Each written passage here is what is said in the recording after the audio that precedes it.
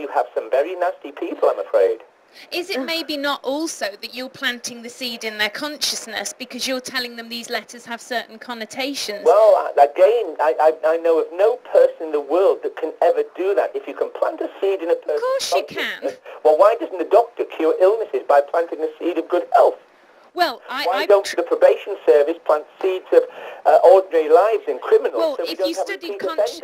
if you studied consciousness and actually understood it, you probably actually understand how positive and negative consciousness can be. Well, why don't we have practical uses of it in the world we live in today? Well, there's lots of people who are doing that. Part of the work I do is using positive consciousness. And I'm not against what you're saying. I'm saying it can have a contributing factor to be positive.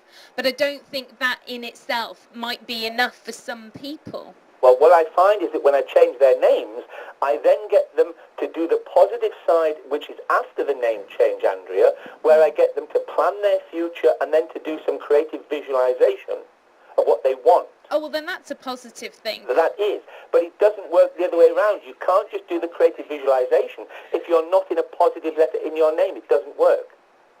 Yeah, no, I mean, I see it that you have to do some work within yourself, which is part of the creative visualization. But I think if we made people just believe that just changing your name changes everything in their life, I think that would be a little limiting and maybe naive. No, you see, I change babies' names I can't communicate with, and they change in the way the system predicts.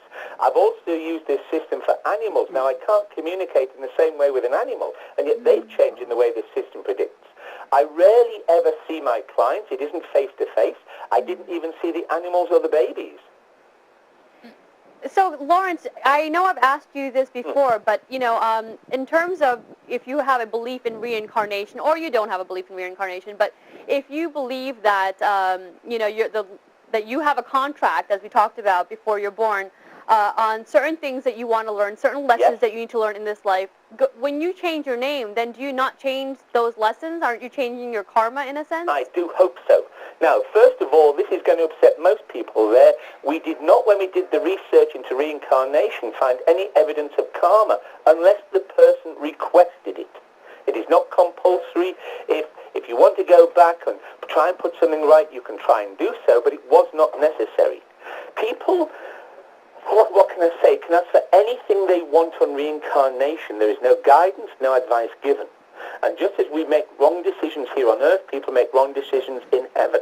Heaven is not perfect. Certainly reincarnation is not perfect. Now, the only way you can correct a mistake made on reincarnation is to change your name, because as everybody agrees, you can't change your date of birth.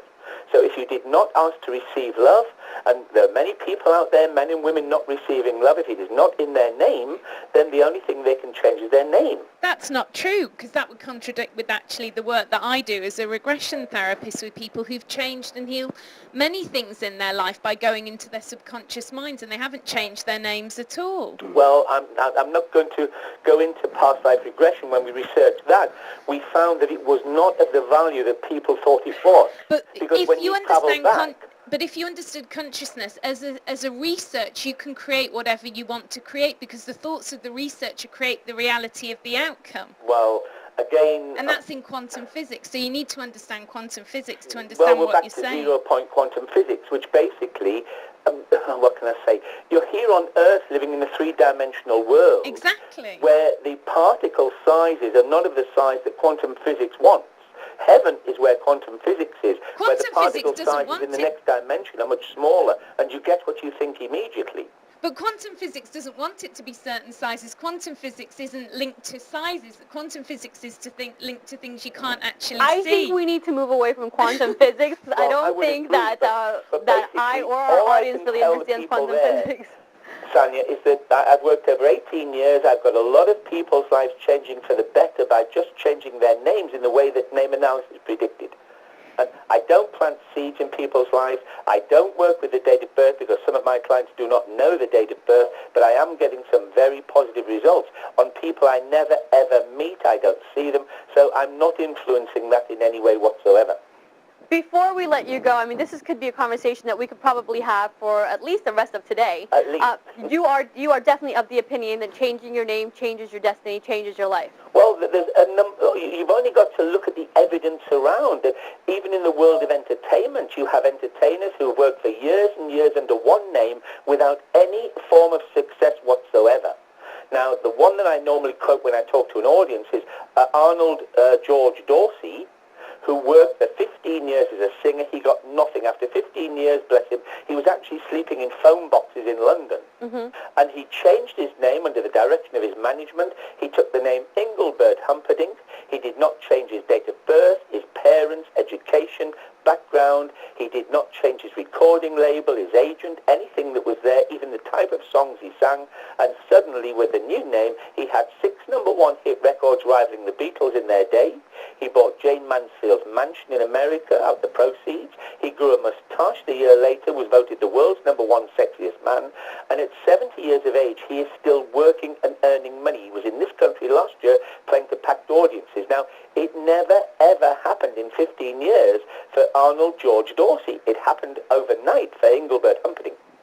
Well, I will have to agree. Just being in media, I do know that, especially people in media change their name quite a lot, and possibly to get become more successful and have a better career options. Now, even within this conversation, are we in charge of our destiny?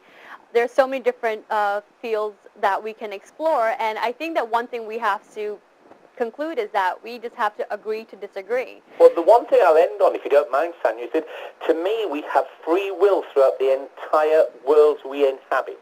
Whether it's this world or heaven, it doesn't matter. We have free will.